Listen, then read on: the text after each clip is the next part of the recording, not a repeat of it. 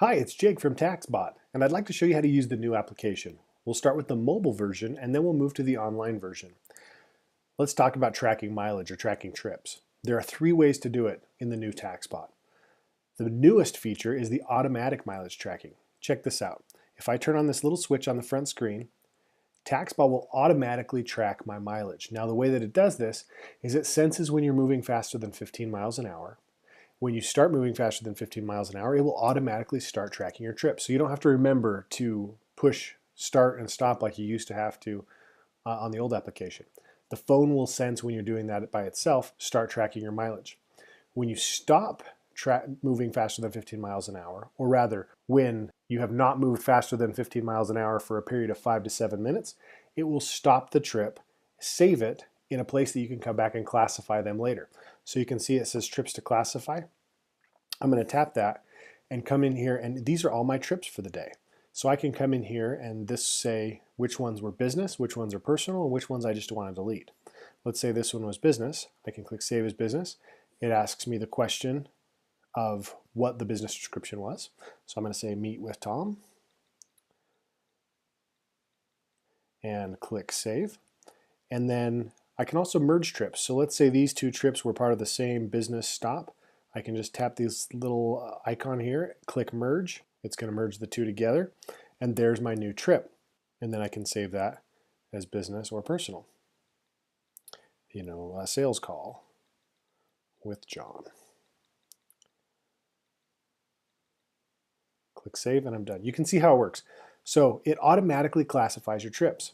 Now, this is optimized for iPhones 5S and greater, or higher end Androids that have come out in the last couple of years. If your phone is not one of those, you may experience larger battery drain on the automatic mileage tracking. So for those of you who do not want to use that method, or who have an older phone, you can still use the old method where you click add trip, and then you have two options here. Let's go through both. Start tracking mileage is going to trigger the GPS. And then you've told it to start, and you will tell it to end by hitting this icon in the upper right hand corner and then click stop mileage tracking. Beginning and ending addresses come back. All you got to do is put in the pertinent information and click save. So you're still starting and stopping it yourself, but using the GPS in your phone. And the third way to do it is if I click add trip and I go manual mileage. Now I can use reverse lookup to find a place. So let's say I started in Salt Lake City, and I could put in the exact addresses here. And you can see it's looking up Salt Lake City, and let's say I went to Las Vegas. It's going to calculate the distance for me. Now, if that's not the appropriate route, I can come in here and I can click on my options and I can use my current location, or I can drop a pin so I can find locations that I frequently use and things like that.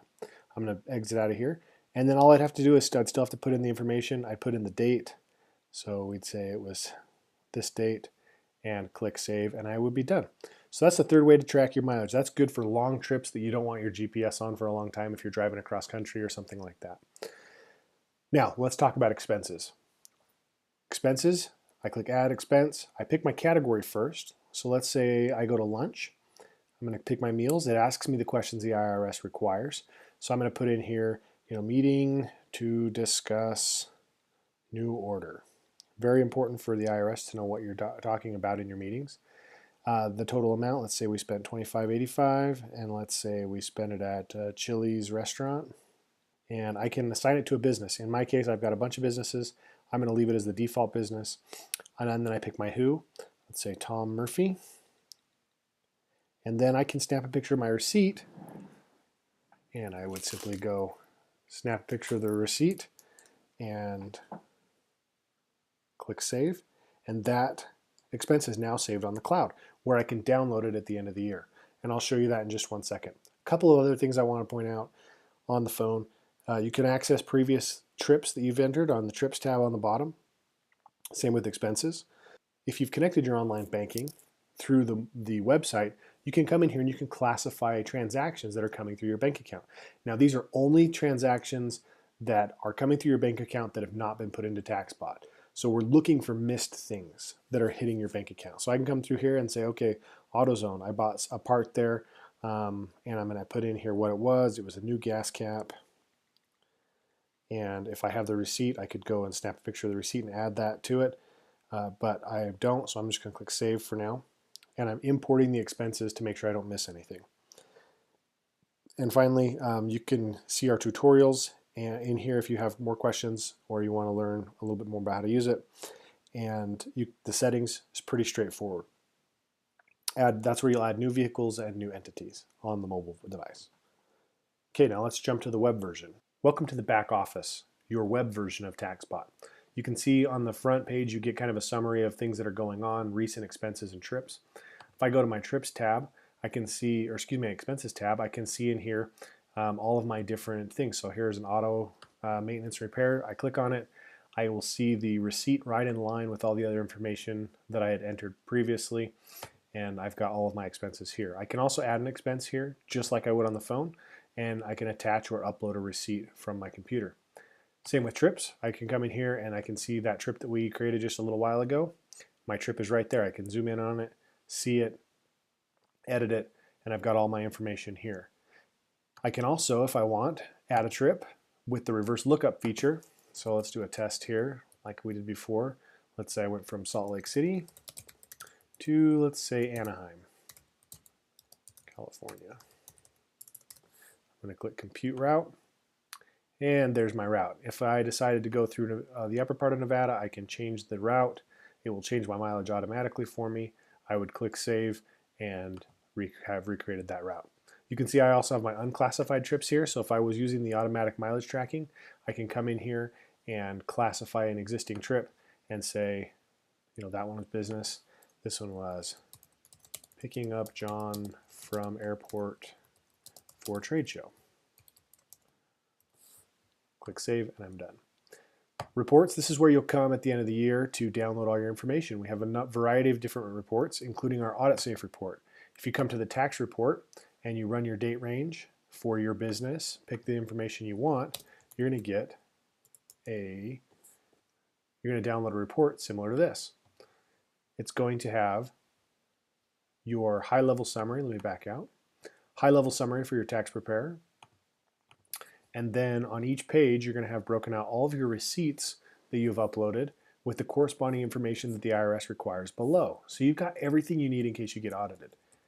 And you've got all your receipts, and at the back, you have your mileage log that you can turn in for proof of business purpose driving. Okay, so that's where you'll download that, is in the Audit Safe report under the report section. Banking, like I told you before, this is where you connect up your banking and you can import transactions from your online banking account. See, it's separated by institution, and you can do it there. The education section, something a lot of people miss. If you have questions, come in here. Come to the library. Pick US or Canada and learn something. These are short 5-minute videos about what you can do on different things, business gifts, deducting supplies for your cars, double deducting your equipment, estimated taxes, home office, things like that. As always, if you have questions, there's a help section.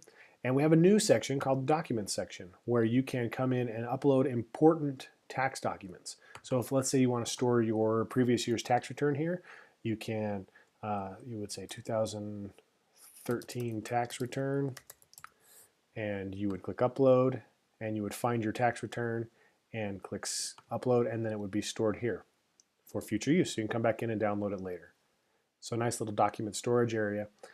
Settings, where you're going to change things and set up different businesses, categories, vehicles, things like that. Set up your banking logins. And finally, for our premium subscribers, here's where you'll access the number for the hotline, where you can call and ask all of your tax questions. So hopefully that's a quick overview. If you have any questions on any page of the website, there's always a little help icon. You can click it and watch a little tutorial that's a little bit more in depth. Anyway, thanks for becoming a Taxbot subscriber. We know you're going to find thousands of dollars of extra money in your pocket every year. So hopefully it'll make your life a lot less taxing.